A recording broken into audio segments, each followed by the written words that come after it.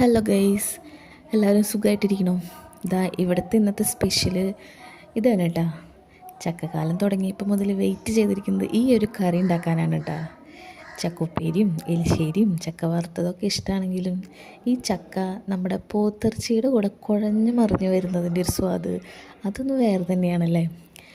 ചക്ക ബീഫിൻ്റെ കൂടെ കിടന്ന് വേവുന്നതിൻ്റെ ഈ മണം അൺസൈക്കബിളാണ് കേട്ടോ. അങ്ങനെ നല്ല ആവി പറക്കുന്ന ബീഫും ചക്കയും റെഡിയായി വരികയാണ് കേട്ടോ. ഇന്ന് വേറെ കറികളൊക്കെ ഉണ്ടായിരുന്നു കേട്ടോ. മീൻ കറിയും ചിക്കൻ കറിയൊക്കെ ഇരിപ്പുണ്ടായിരുന്നു.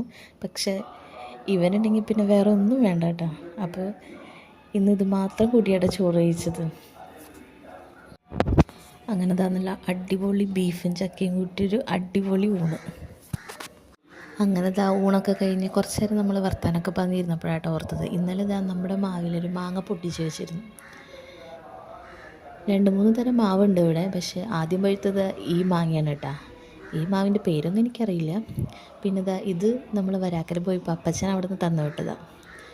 ഇത് നമ്മുടെ നല്ല ചപ്പിക്കുടിയ മാങ്ങയാണ് കേട്ടോ. അപ്പോൾ നോക്കി, രണ്ടിൻ്റെയും വലിപ്പം കണ്ടോ? രണ്ടും അടിപൊളി മാങ്ങയാണ്.